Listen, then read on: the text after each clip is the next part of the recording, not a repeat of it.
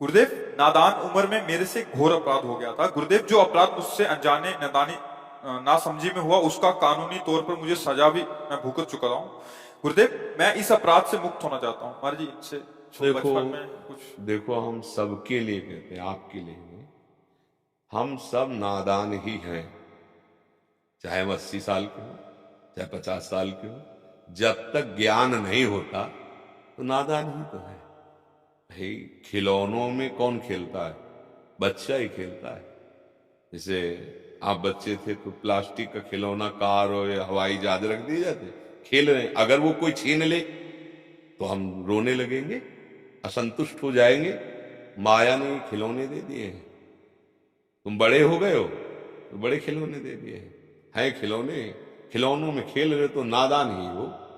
ज्ञानी वही है, बुद्धि का विकास जिसका हुआ, विवेक जागृत वही हुआ। होए विवेक मोह भ्रम भागा, तब सब विषय विलास विरागा।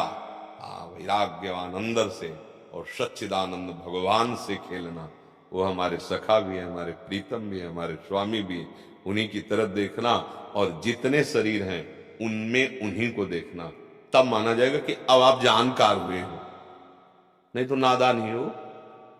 माया जादूगरनी ने तुम्हारी दृष्टि को, तुम्हारी बुद्धि को अधीन कर रखा है। फेंकती जा रही प्रलोभन और आप भोगते जा रहे हो, लग रहा बड़ा सुखी है, पर ये भूत के लड्डू हैं, कभी तृप्ति होगी ही नहीं। हुई आज तक तृप्ति? कौन सा भोग नहीं भोगा है, क्या नहीं देखा है? ऐसा लगा कि अब कछु नाथ न चाहिए बोले, ऐसा आया, मतलब झूठा। और एक बार आप सत्य सच्चिदानंद भगवान का आश्रय लेकर भजन करके देखे तो आपको परम सुख मिलेगा, तो गलती होगी ही नहीं। जब घर में अच्छा खाने को मिले तो बाहर भटकने की बात खत्म हो जाएगी। यहां जब परमानंद स्वरूप भगवान का आनंद मिलता है ना, तो ये गंदे आचरण, हिंसा, द्वेष, ये सब नष्ट हो जाता है। तो देखो, हम सबसे गलती होती है, पूरी सृष्टि। अगर हम ईमानदारी से ये बात स्वीकार करें कि अब तक गलती हुई, आज से चाहे मर जाऊं पर गलती नहीं करूंगा, अब लो नसानी अब ना नसई हो, और भगवान की शरण में हो जाओ, तो भगवान कह रहे कोटि विप्र बद लागे जाहू, आए शरण तजो नहीं काहू। पर इसका मतलब ये नहीं है कि आप पाप वर्तमान में करते रहे हो, कहें भगवान की मैं शरण में। यहां धोखेबाजी नहीं चलती। अब तक किया, अब उलट जाओ, अब नहीं। अब चाहे मार दिया जाए पर मैं गलत नहीं करूंगा।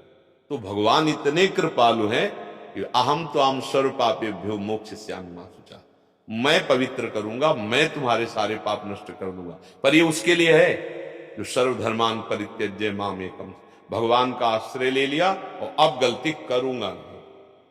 तब अब जैसे नाम से पाप नष्ट होते हैं, पर कोई इसका ऐसे प्रयोग करे कि सुबह से शाम तक हम मनमानी पापाचरण करे और शाम के हो, ये नामापराध है और तुम्हारी दुर्गति करेगा ये, तुम्हें जितने पाप सब जुड़ जाएंगे।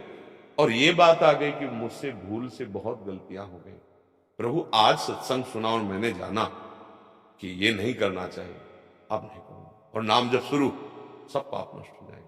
नाम संकीर्तनम यस्य सर्व पाप प्रणाशनम। चाहे जितना गंदी बात हो गई हो, आप सुधार कर लें। और अगर हम करते जाएं और फिर ये, तो फिर नहीं। ये नाम जब, ये भगवत मार्ग, ये पापों को बढ़ावा देने के लिए नहीं है।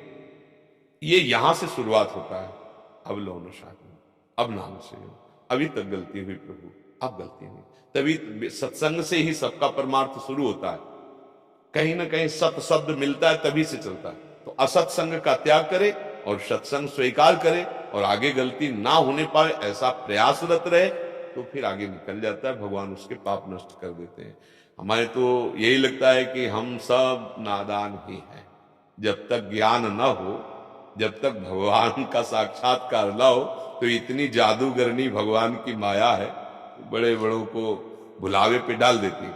हम लोग नादान ही हैं जब तक शुद्ध ज्ञान न हो जाए, भगवत प्राप्ति न हो जाए। फिर जो विषयों में लगे हो तो बिल्कुल अभी समझो घुटने के बल चलने वाले बच्चे हैं। उनको तो पता ही नहीं है कि हम कहाँ अपने जीवन, अमूल्य जीवन को नष्ट कर रहे हैं।